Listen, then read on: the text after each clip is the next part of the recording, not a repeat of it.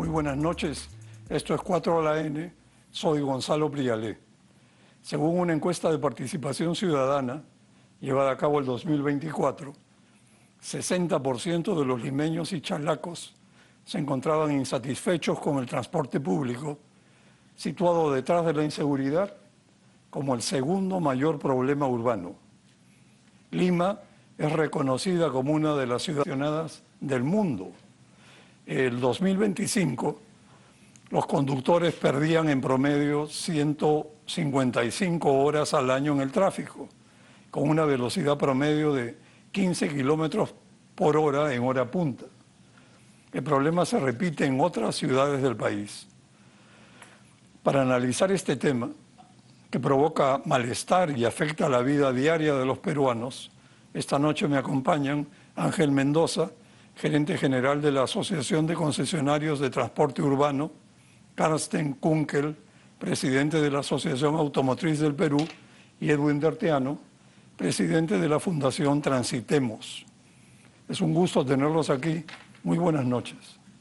A ver, comencemos. Carsten, ¿tú dirías que Lima cuenta con una semaforización e infraestructura urbana vial adecuadas? Esto, más el número de vehículos en circulación y su antigüedad, ¿agrava el problema?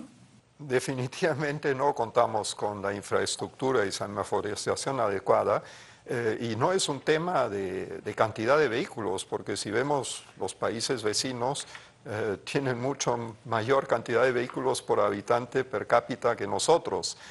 Acá hay un tema de impunidad y también discrepo de que solamente 60% ponen como que tenemos un mal transporte público. Me imagino que han preguntado también a los conductores particulares que no van en el transporte público, porque de hecho que el usuario del transporte público debe estar cercano al 90% de estar insatisfecho. Así que tenemos mucho por hacer todavía acá. Es muy cierto, Ángel. El transporte público urbano es altamente informal. La mayoría de las unidades no respetan normas de seguridad o mantenimiento, ni rutas o paraderos establecidos. Por otra parte, ¿cuántos autos colectivos transitan en Lima? Y todo esto es una competencia desleal para los concesionarios de los corredores. Ciertamente la informalidad es un mal que afecta al transporte público a nivel nacional, no solamente en Lima y Callao. Afecta por una sencilla razón, porque en principio es el rompimiento de todas las reglas del principio de autoridad, y si vemos propiamente en la capital lo que ocurre con la informalidad es que han tomado muchos paraderos y las vías principales. Pero también hay que entender de que, si bien es cierto, se han hecho esfuerzos para que exista el sistema integrado de transporte, que sería la solución justamente para este gran problema después de la inseguridad, pasa porque poco o nada se ha avanzado, ¿no? La reforma del transporte urbano empezó el año 2014, estaba previsto que en 5 años deberíamos tener el sistema integrado completo, donde tenían que haber 15.000 unidades modernas, pero lógicamente, la omisión de la autoridad de turno no ha permitido que esto ocurra, y obviamente al no existir un sistema integrado, ordenado, eficiente, de calidad, ¿no?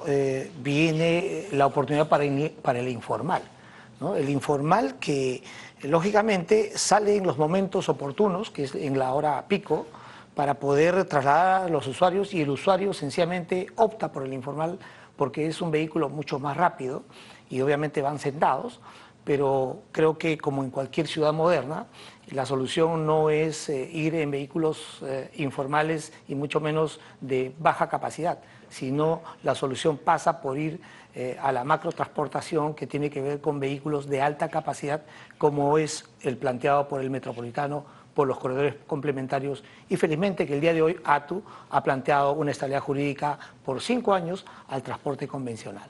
¿Y por qué la gente prefiere ir en un auto colectivo, que hay, creo, miles de miles, Bueno, y pagar más que viajar en un ómnibus de los corredores? Efectivamente, si ponemos como ejemplo el Corredor Rojo, donde el usuario paga a 2 soles 35 céntimos,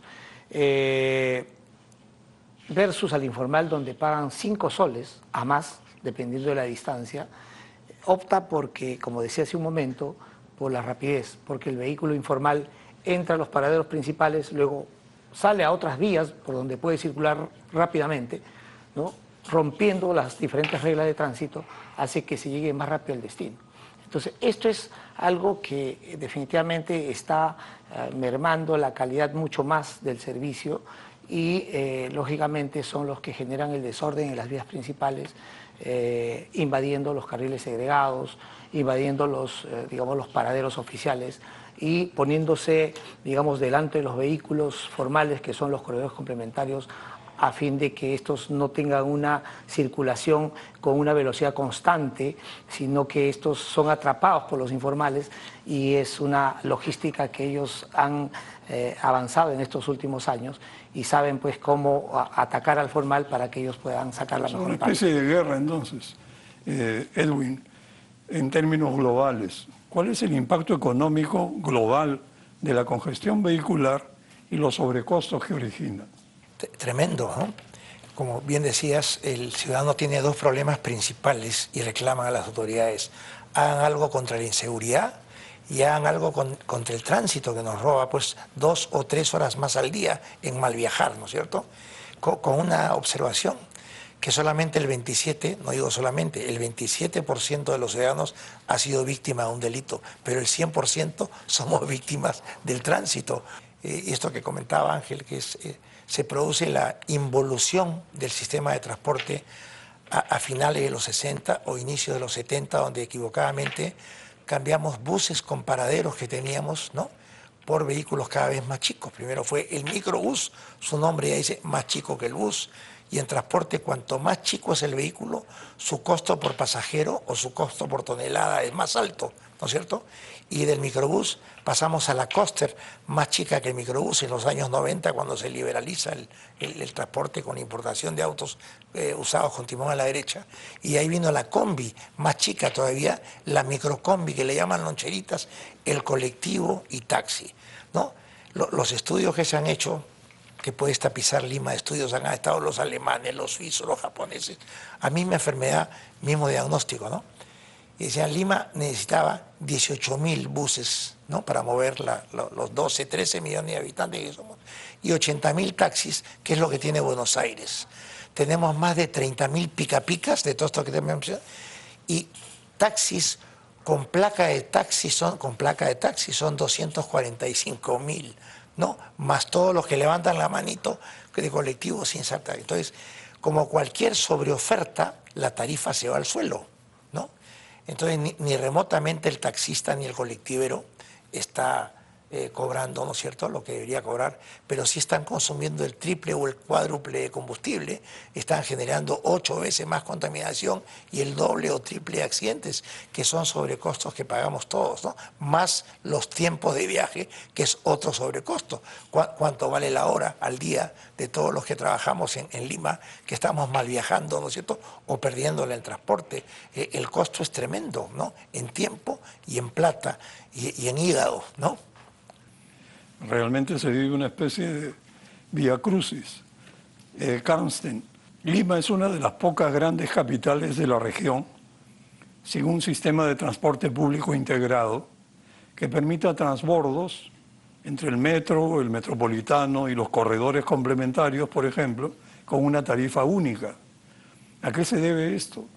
¿Es este otro síntoma de la incapacidad del Estado para regular y resolver problemas de la vida diaria de los ciudadanos? Definitivamente hay una incapacidad y lo que mencionó Ángel creo que es muy importante analizar, que el usuario prefiere pagar más, incluso el doble, por ahorrarse 10, 15 minutos de tráfico. Entonces, eso da hincapié a la importancia que le da el usuario a llegar más rápido a su destino, porque igual se va a demorar 1 hora, 1 hora y media, y es insólito que hay muchos trabajadores que todos los días se pasan pues 3 horas en el transporte público. Entonces creo que que más tiene que enfocarse en la solución es trasladar con mayor eficiencia y con mayor rapidez de un lado para el otro al usuario, ¿no? Ese es el primer enfoque que le tienen que dar. Y en todo el mundo el transporte público está subvencionado, acá en el Perú no, entonces eso también genera un problema. Pero, por otro lado, no hay una política destinada justamente a solucionar el problema, ¿no? No hay predictibilidad y creo que eso es lo que ha afectado a los corredores, el corredor amarillo, ¿no? O sea, hubo una supuesta predictibilidad, hubo una supuesta promesa que nunca se cumplió, entonces es una política errada por parte que tienen gran responsabilidad las autoridades, obviamente. Son planes que no se ejecutan. Son planes que no se ejecutan de forma como han sido prometidos o previstos. Bueno, esto es complicadísimo. Ángel, la criminalidad ha puesto la mira en el transporte público y hace unas semanas avaliaron un bus del Corredor Rojo. Así que el fenómeno no está concentrado en extorsionar a la informalidad.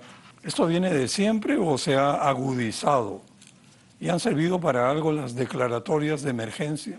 Bueno, creo que toda la población puede sentir que las medidas que se han dictado no han sido suficientes y en todo caso no tienen el resultado que se quisiera, porque esto se está agudizando, cada vez es peor. Los ataques constantes, las amenazas que existen al transporte público y a muchos sectores, digamos a las diferentes actividades económicas. Nosotros en ese sentido lamentamos que a pesar de los esfuerzos que quiera hacer quien le toque tomar las mejores decisiones, creo que no lo va a poder hacer. ¿Y por qué? Porque tenemos un Estado fragmentado, ¿no? Donde los tres poderes del Estado, cada quien va por un camino distinto del otro, pero bueno, fuera con objetivos que tengan que ver con un mejor país. No, sino con objetivos diferentes y muchas veces contradictorios. Es por eso que vemos que la criminalidad ha avanzado vertiginosamente, ha sobrepasado a la autoridad, y cuando un poder del Estado quiere poner orden, entra en conflicto con el otro poder y entre todos echan la pelota de quién tiene la responsabilidad o quién es el que debe actuar inmediatamente, y eso hace que la división entre las autoridades genere pues más unión de la delincuencia para poder avanzar en estos actos nefastos, ¿no? De tal manera que aquí creo que debemos reflexionar que los ataques al transporte público afectan directamente a la población, porque es casi el 80% que se moviliza en el transporte público.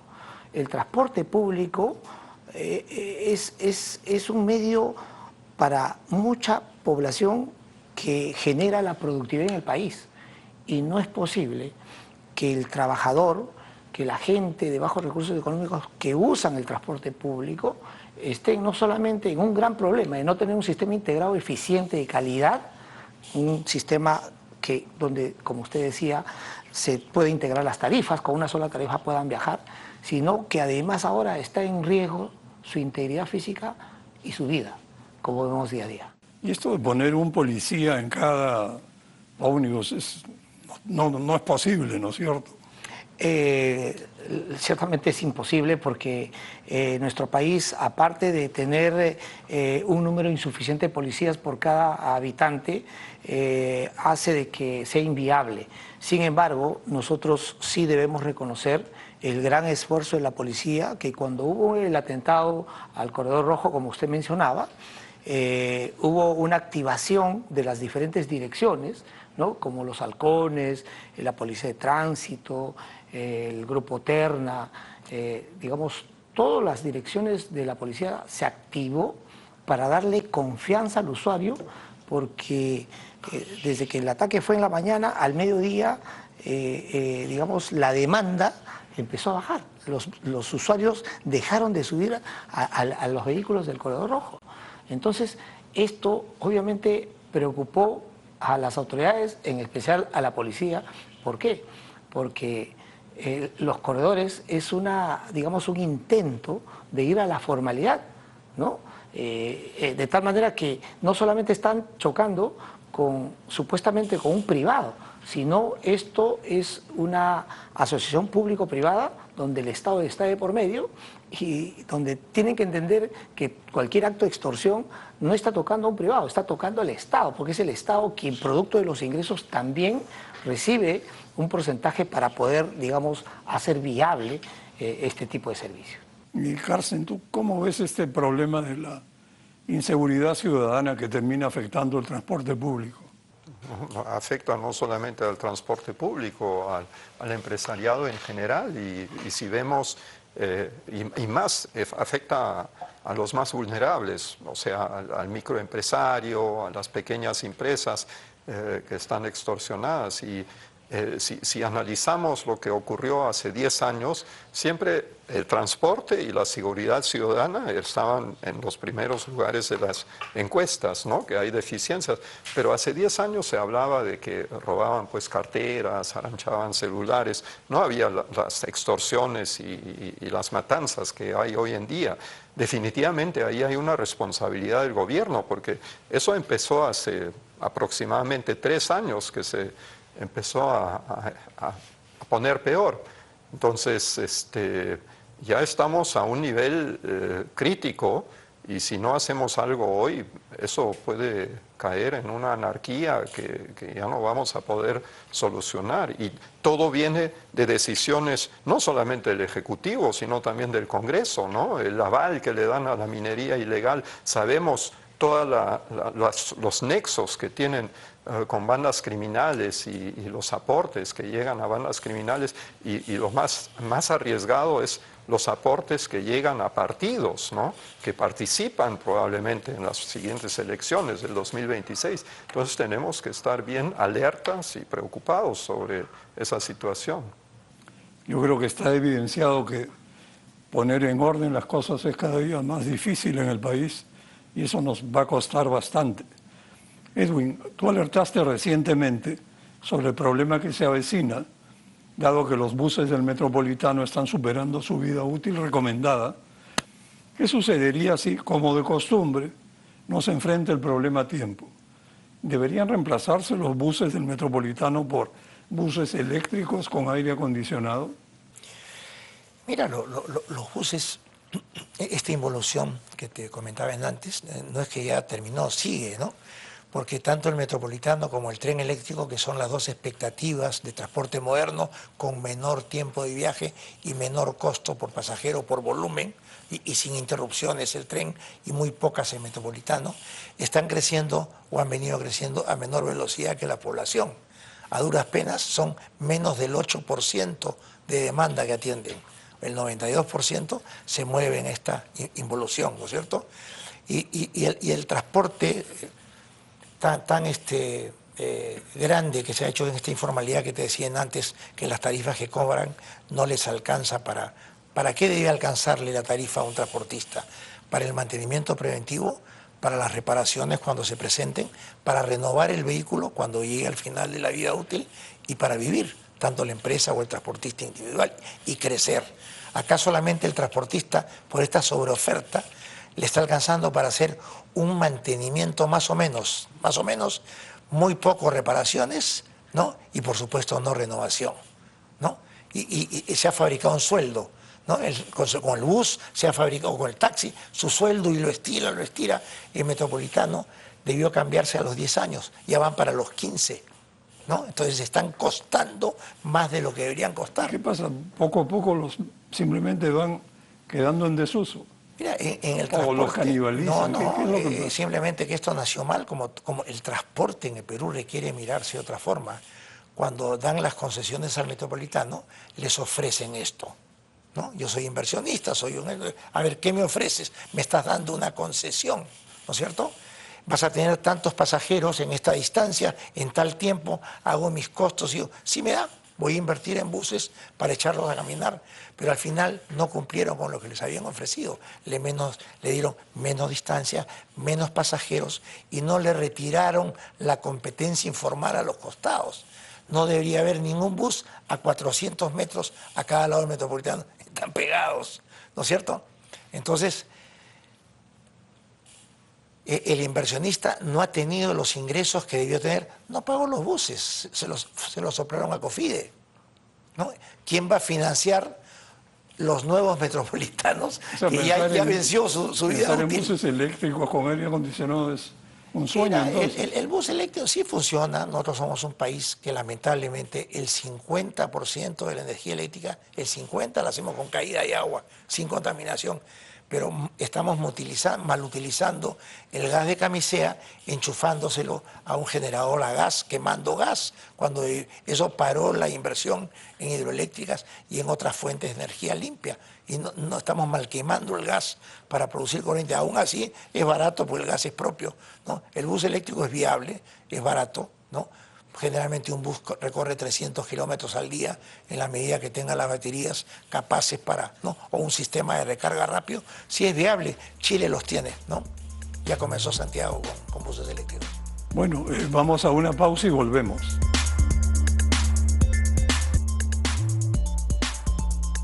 Estamos de vuelta, este es el segundo bloque de 4 a la N. Ángel, ¿qué dificultades enfrentan los concesionarios con la Autoridad de Transporte Urbano para Lima y Callao, la ATU?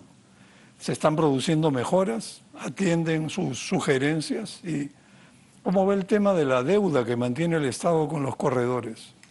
Bien, nosotros podemos ahora sentirnos en un estado de confianza porque tenemos a un nuevo presidente de la Autoridad de Transporte Urbano para Lima y Callao que tiene mucha experiencia, conoce el sector y obviamente esto es producto de que David Hernández como presidente haya sido parte de muchas organizaciones que están en un objetivo de solucionar el transporte y el tránsito en la ciudad, como es el caso de Transitemos, que dirige acá Edwin Delteano, ¿no? Como es el caso de la Asociación Automotriz, y bueno, de tal manera que nosotros creemos que ahora, más allá de inclusive de creer, se están dando de manera real soluciones que antes no se daban. Por ejemplo, el 90% del transporte público se maneja bajo un sistema convencional. Y este sistema de transporte tenía autorizaciones por 6 meses o 1 año. Es decir, no había una estabilidad jurídica para que los empresarios puedan invertir, puedan renovar la flota y puedan dar un mejor servicio. El día de hoy, bajo esta nueva gestión, se ha dado autorizaciones hasta 5 años, hasta por 5 años, a todas estas empresas, con inclusive el beneficio de que si hacen una inversión en los siguientes 5 años en buses a GNV, pueden alcanzar 8 años más, es decir, 13 años en total. Y si invierten en vehículos eléctricos, pueden tener hasta 14 años más, es decir, más 5 años de estabilidad que tienen ahora, llegan a los 19 años de estabilidad jurídica. Pero también, a nivel de los corredores complementarios, se han empezado a desatar los nodos, porque siempre ha habido una creencia lamentable de muchos funcionarios que obviamente desconocen el sector, de que hay una supuesta, digamos, una posición como que el privado estaría ganando mucho dinero.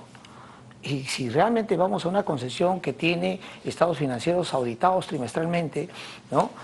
Y que esto se transparenta ante la autoridad, vemos pues que es un sistema que va en decaimiento porque los costos no son, digamos, no se cubren producto de los pasajes. Entonces acá viene un gran tema. Cuando hablábamos de políticas públicas, por ejemplo, tenemos desde el año 2019 la política pública de subsidios. El transporte público no se puede manejar si no hay subsidios. O sea, las principales ciudades en el mundo y las más modernas es porque hay subsidio. Porque obviamente tener buses eléctricos o de cualquier otra tecnología con aire acondicionado y con todas las bondades que se quisiera, es un costo que no le podemos trasladar al usuario al pasaje. Pero volviendo al tema central, es que ¿Los corredores siguen siendo autosostenibles? Por supuesto, es una concesión autosostenible. Bueno, nosotros ahí justamente, gracias al ministro de Transportes, en ese momento ahora ministro de Economía, el ingeniero Raúl Pérez Reyes, fue de la iniciativa de generar un decreto legislativo 1678 que ahora va a permitir que justamente se generen adendas estructurales a los contratos de concesión a fin de que esta posición autosostenible pueda Para tener... actualizando la tarifa. Por un lado actualizando, pero por otro lado se va a aplicar realmente ahora los subsidios. El subsidio a la demanda, es decir, el subsidio al pasajero, no al privado que opera el transporte. Entonces, esto justamente ahora la ATU está implementando este decreto legislativo y creemos que en un corto tiempo, ¿no?, seguramente en unos 6 meses, debemos tener ya nuevas condiciones que eso va a permitir mayores inversiones en los corredores, porque recordemos, son 5 corredores de los cuales funcionan solamente 3. Entonces, de acuerdo a lo que nos ha anunciado el presidente ATU, al 2027 se licitaría todo el sistema integrado a nivel de corredores complementarios, lo cual va a atender pues con 1.300 buses a una importante población, de tal manera que esto es producto del conocimiento y la experiencia que el nuevo equipo de ATU está, digamos, gestionando de la mejor manera, porque todos estamos en el mismo objetivo de que se tiene que mejorar la calidad de vida de todos los usuarios y de la población en general mediante un sistema integrado de transporte eficiente y moderno, ¿no? Ojalá se mantenga, ¿no?, esa política. Carsten, hablemos ahora de soluciones y cambios en las políticas de transporte. ¿Cómo se podría reducir progresivamente la informalidad del transporte público hasta minimizarla? O dicho al revés, ¿es posible incentivar la formalización? Pero ¿por qué es que nunca se han logrado resultados? Hay que tener en cuenta que si tuviéramos una varita mágica y hacemos desaparecer mañana todo el transporte informal, la mayoría de los peruanos ya no llegarían a su trabajo, ¿no? O sea, también hay que ser consciente de eso. Tenemos que encontrar una fórmula de acercarnos a los informales y probablemente separar a los desadaptados que no cumplen las reglas, que ya tienen vicios de ilegalidad, porque habría que separar un poco el informal por necesidad y el totalmente ilegal, ¿no? Y tener un acercamiento para ver cómo podemos solucionar el problema. Lo primero que tienen que ver las autoridades es brindar las facilidades al transporte formal de ser más eficiente y más rápido, ¿no? Con eso ya tenemos solucionado gran parte del problema, porque nadie se va a querer subir a una unidad que se demore pues el doble del tiempo. Va a preferir gastar algo más en algo más cómodo probablemente y llegar más rápido a su destino. Y para eso hay que tener en cuenta toda la infraestructura que tenemos. No puede ser pues que semáforos inteligentes sean intervenidos por policías que dejan pasar 3 o 4 olas verdes, causando una tremenda congestión en las calles aledañas. Probablemente descongestionan, no sé, la Petitoires, lo que sea, pero causan un problema en las calles aledañas, ¿no? Entonces, hay temas que se pueden solucionar de forma rápida y temas que sí demoran más tiempo. Pero creo que lo más importante es que tengamos personas adecuadas, capaces, como ahora sí se eligió en la ATU. David Hernández es, creo que, la persona idónea, viene de las canteras de Transitemos, incluso nosotros lo hemos apoyado para una capacitación en el extranjero, así que es una persona que conoce del tema y lo que tenemos que evitar a toda costa que haya intereses políticos que interfieran en temas técnicos, como ocurre en el Ministerio de Transporte y como también se pretendió en la ATU. Y eso es lo primero que hay que tratar de evitar, que tengamos pues personas técnicas que conozcan del tema y que dirijan el transporte. La Asociación Automotriz está proponiendo hace varios años ya la Agencia Nacional de Tránsito que cuide un poco de los alcaldes que sin conocimiento ponen pues rompemuelles de una altura que ya es difícil pasar y congestiona más el tráfico, o que los terrenos tengan pues las circulinas prendidas toda la noche y causan ceguera a los otros conductores, encima que ya nadie cree en la circulina porque todo el mundo tiene prendida la circulina, ya perdió sentido la circulina. Entonces hay temas que se pueden solucionar de forma rápida y otros que obviamente tienen más largo plazo. Pero lo importante, entiendo, es que se respete la meritocracia que parece que ha comenzado a funcionar en la ATU. Exacto. Edwin, ¿qué mejoras en la infraestructura vial se requieren? ¿Existe una planificación urbana orientada a mejorar y ordenar el transporte público? Y sobre todo, ¿se cumple? Mira, el problema de Lima, Lima en el año 60, 1960, tenía 1.600.000 habitantes, ¿no? Y para la Lima de esa época, para la Lima de nuestros abuelos, de nuestros padres, tenía un excelente sistema de transporte. Tenía tranvías eléctricos, que tú recordarás, ¿no? El que iba a la Herradura, uno, otro iba hasta la Punta, un tercero iba al Rímac, un cuarto se movía por todo el centro de Lima y un quinto era toda la avenida Brasil. Para la Lima de esa época muy chica era un sistema de transportes interesantes y además tenía 2 buses norte-sur, que eran el expreso de la avenida Arequipa, que salían, todo salía de la Plaza San Martín, que era el eje, ¿no? Hasta lo que hoy día es Larcomar, y otro que iba de Tacna a Trípoli, en Miraflores, ¿no? Del Tacna a Trípoli, y 2 o 3 líneas que iban en la avenida Colonial y la avenida Argentina, no existía todavía la Marina. Entonces, para la Lima de esa época, ese transporte era bueno.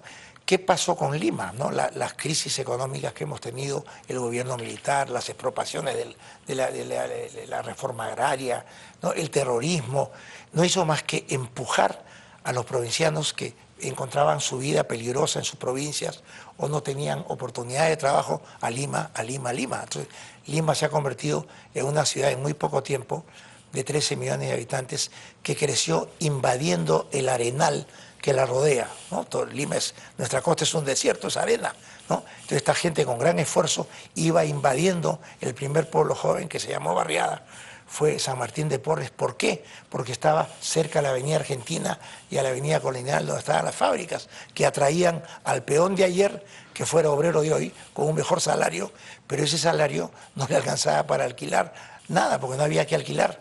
Entonces no les quedó más que agarrar su estera, invadir y crear la primera barriada, que fue San Martín de Comas, y ahí siguieron todas Comas, todas son iguales, ¿no es cierto? Con gran esfuerzo la estera se cambió por tripley, el tripley por ladrillo, ¿no es cierto? Y ellos mismos diseñaron su ciudadela a su criterio.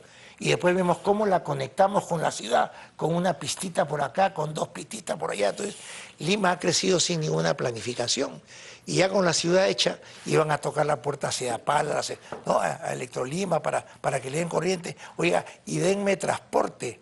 Entonces, sus callecitas chiquitas arriba no permiten que entren buses, nos llenamos de mototaxis, que es lo que hace el primer tramo. Entonces, todo este desorden, que hoy día es una realidad, ¿cómo la ordenamos, no es cierto? El Metropolitano fue el primer corredor de buses articulados en América del Sur, el primero, ¿no? Y nosotros hemos terminado copiando el Metropolitano de Colombia, que a su vez copió el de Curitiba, que es la ciudad que tiene el mejor sistema de transporte de buses, y el alcalde Lerner, que lo implementó, cuando lo entrevistaron, dijo, cuando yo vi esto en Lima, dije, esto es, ¿no? Entonces, Curitiba es una ciudad que este alcalde la planifica. ¿A qué extremo? Dijo, vamos a mandar un ramal de mi Metropolitano por allá. Y le dijeron, usted está loco, si no hay casas ahí no hay, pero quiero que haya, ¿no? Eso te indica cómo tú con el transporte puedes planificar, ¿no es cierto?, una ciudad, como son la mayoría de ciudades importantes en América Latina, tienen la zona rosa, que es la hotelera, la zona industrial, ¿no?, la zona residencial. Entonces, tú con estas zonas te facilita articular, digamos, un sistema de transporte, pero en fin, es lo que tenemos. ¿Cómo se articula un poco lo que decía Carter? Con capacidad, ¿no? Con gente capaz. El transporte ya está inventado, ya funciona, no haces más que ir a China, a Shanghái, y ahí entiendes qué es el transporte moderno, ¿no? Acaban de inaugurar un tren bala de 1000 kilómetros por hora, le gana al avión, ¿no? Llegas antes en un recorrido de 1500 kilómetros, llegas antes en el tren bala, porque sale del centro de la ciudad al centro de la otra ciudad, te ahorras las 2 horas antes en el aeropuerto, más la hora de viaje al aeropuerto, llegaste en el tren más rápido. Tienen el metro que camina, te sale más rápido ir en el metro de Shanghái que ir en moto, porque el metro va bajo tierra sin ningún cruce, además no puede chocar, es 0 accidentes, ¿no? Entonces, esto ya está inventado. ¿Cómo llegar a este sistema luego que nuestro tren eléctrico duró 25 años? ¿no?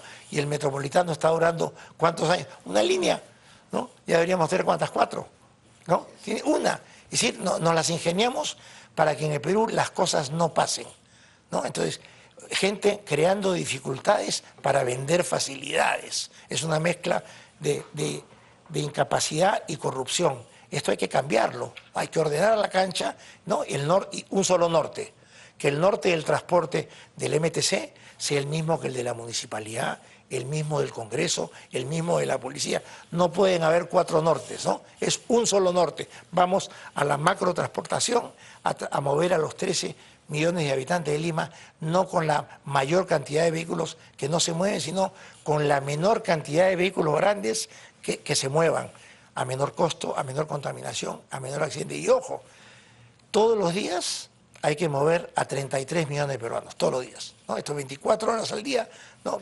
Los 300, el transporte no para.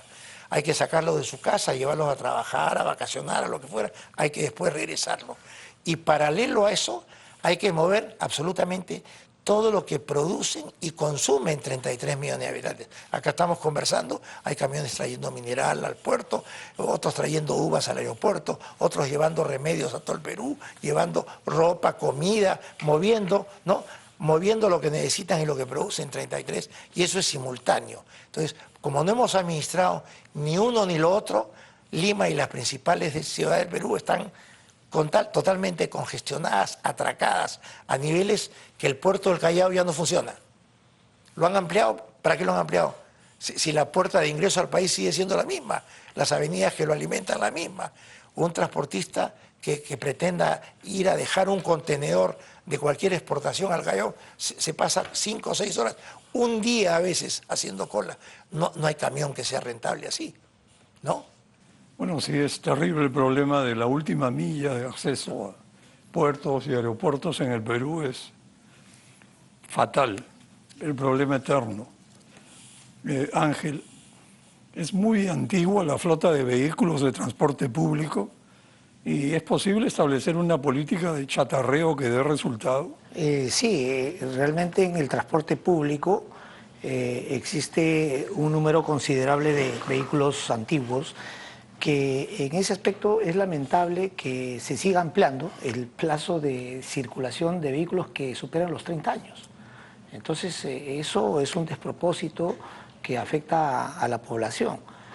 De tal manera que en lo que sí puede estar acertado la autoridad es que ahora se están implementando los mecanismos de chatarreo, los incentivos, bueno, 2 tipos de chatarreo, el obligatorio para los vehículos antiguos y el voluntario, que es a través de incentivos, y ahí, bueno, viene una gran oportunidad, creo, para el sector transporte, porque si bien el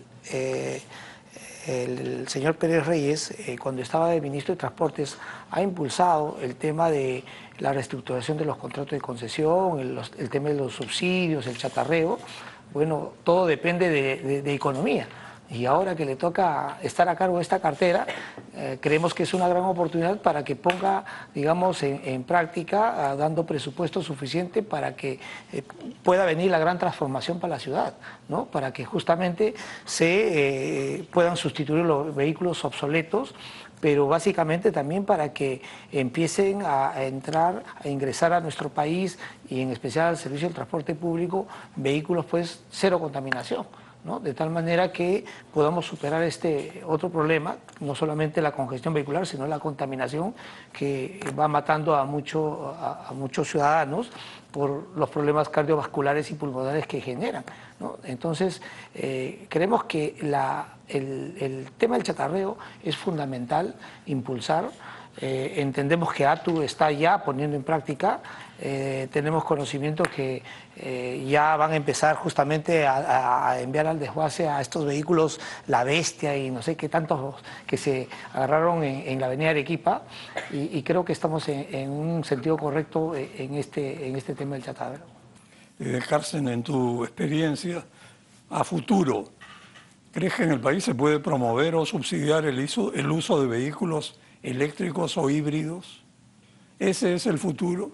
Es definitivamente la propulsión del futuro va a ser eléctrica. Yo estoy convencido de eso, yo soy técnico y es la manera más eficiente de... ¿Cuán lejos estamos de ese futuro? Yo creo que estamos bastante cercanos. Lo que todavía pongo en duda si realmente va a ser alimentado por batería, ¿no? Porque hay las celdas de batería que se cargan con hidrógeno. Entonces, probablemente si migramos completamente a lo eléctrico, no vamos a tener el abastecimiento suficiente. Por ejemplo, en Europa ya están experimentando baterías a gas, o sea, uno carga gas, pero el gas produce electricidad, o sea, la propulsión va a ser eléctrica. Por eso yo estoy convencido que en un futuro de 10 años vamos a tener o sea, gran parte de la flota ya no a combustión, sino eléctrica.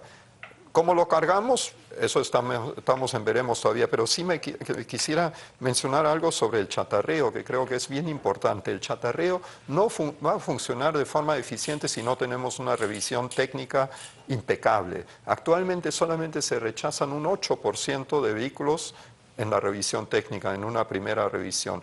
En nuestros países vecinos está alrededor del 35%, incluso en Alemania, que tiene una flota mucho más moderna, es el 25%. Entonces, estamos lejos de tener el mejor parque automotor del mundo. Y eso conlleva a que el usuario, el propietario, diga, bueno, he pasado la revisión técnica, ¿para qué lo voy a llevar al chatarreo? Pero el día que la revisión técnica le diga, tienes que arreglar tu motor, tienes que cambiar los neumáticos, tienes que cambiar la suspensión, e invierta lo que tiene que invertir para tener un vehículo seguro, ya lo va a pensar 2 veces. Ya va a decir, aparte del sobreconsumo de combustible que tengo, mejor ya me compro una unidad nueva. Pero eso solamente va a funcionar si tenemos una revisión técnica como la que debe ser. Muy bien, vamos a una pausa y volvemos.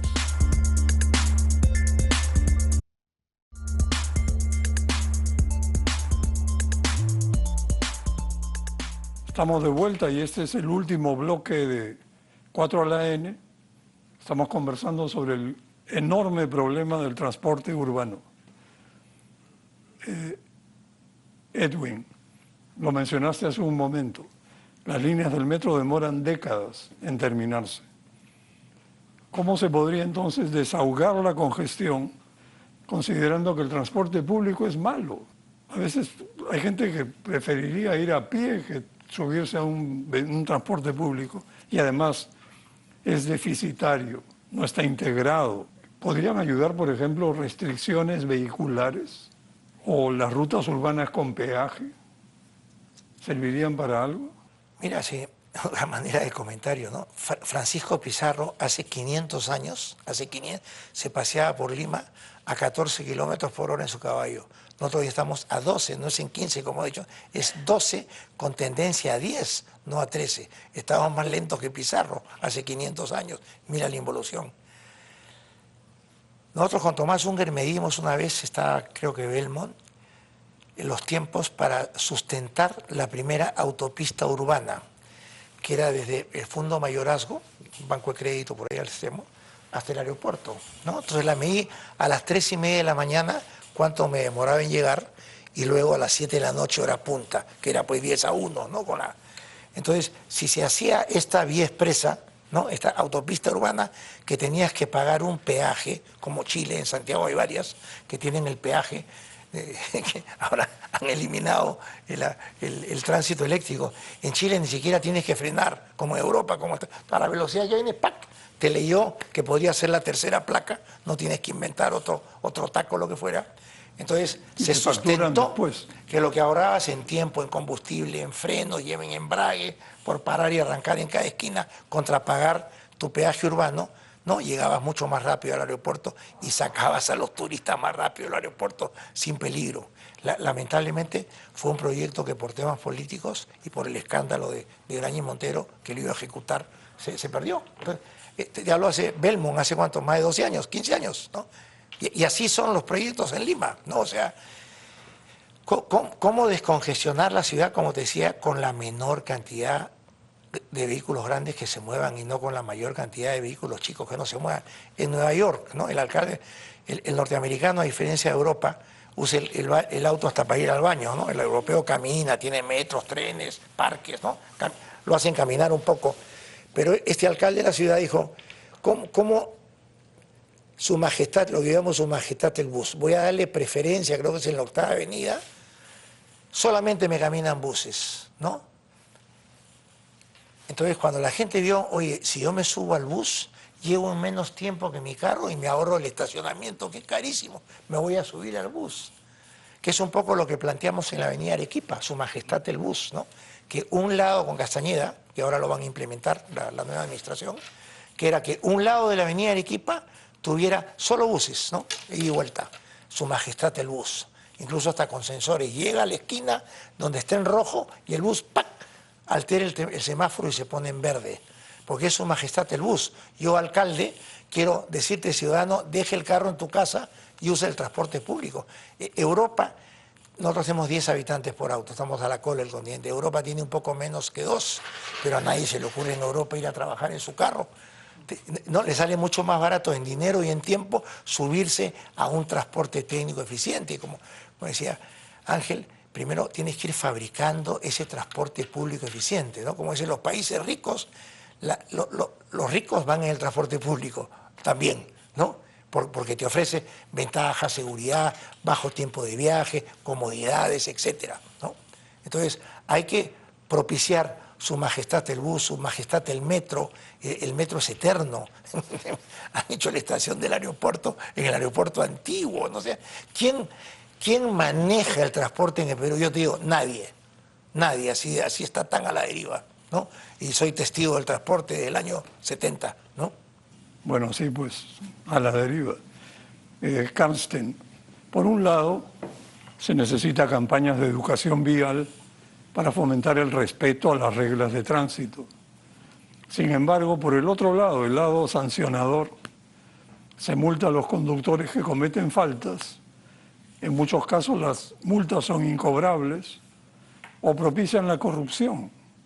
¿Cómo ves este asunto tan importante para la moral pública? Las multas, de verdad, acá son irracionales. Estoy totalmente de acuerdo que hay que multar, pero no con multas que superan cualquier discrecionalidad. Estamos hablando de que al que se pasa un día de la revisión técnica a un vehículo que hace de 3 años de antigüedad se pasa un día de revisión técnica, la multa es de 2.450 soles, sin descuento y 50 puntos al conductor, mientras el que circula sin luz de noche en la carretera paga 70 soles. Entonces es absurdo.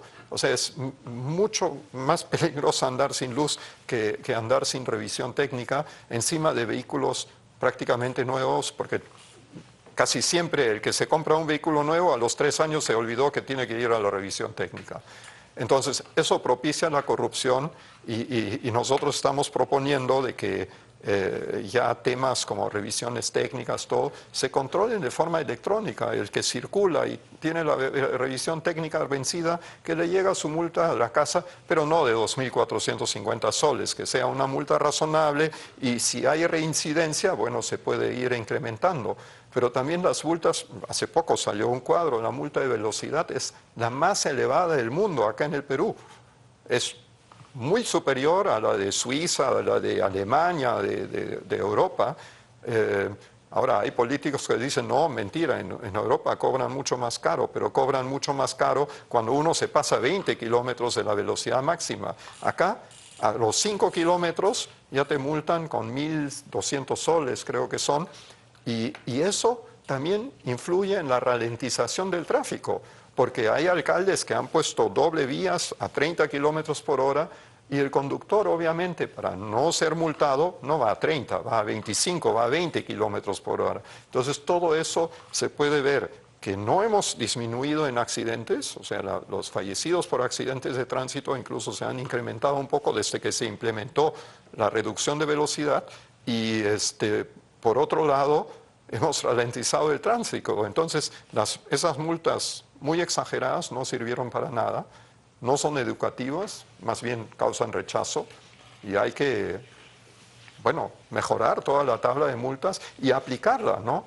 Evitar la corrupción, sino aplicar las multas, pero que sean razonables.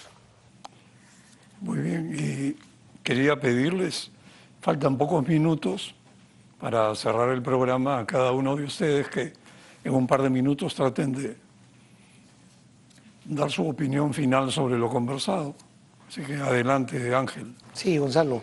Bueno, nosotros consideramos que el tema de la crisis del transporte público pasa porque, primero, las soluciones del transporte tienen que estar en manos de técnicos, ¿no? De profesionales con experiencia que conozcan el sector, no de personas que simplemente por una decisión política llegan a un cargo o una función.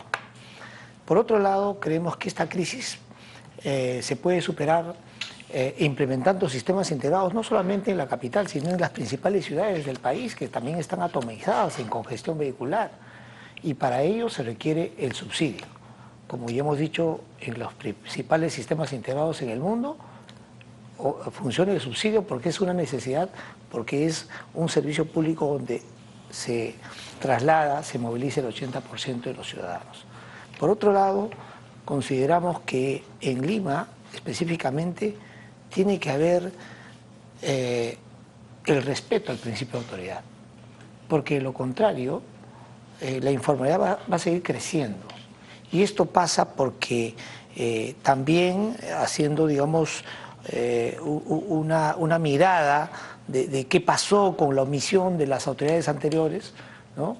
Es que no se diseñó adecuadamente el transporte. Felizmente el día de hoy tenemos un nuevo plan regulador de rutas para Lima y Callao y creemos que eso va a poder de alguna manera solucionar el problema, pero tienen que darse diferentes medidas para que el sistema integrado cada vez se consolide, ¿no? Como es fuentes de financiamiento, ahora ATO está planteando un fideicomiso, como es la renovación de los vehículos, como es realmente que las empresas y los empresarios del transporte urbano puedan realmente estar a la altura del reglamento y de las exigencias, porque esto ya no soporta más la población, porque debemos de pensar que antes que empresarios, antes que transportistas, somos ciudadanos de a pie y por lo tanto nos merecemos un servicio de transporte de calidad.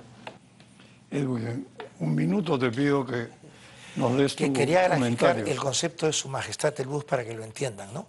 Un bus urbano tiene 2,50 metros de ancho y 12 de largo. Adentro entran 100 pasajeros. Un chofer con un motor de 250 caballos puede moverlos. Los hemos cambiado por 7 combis de 15 asientos cada uno para llevar a los mismos 100 pasajeros.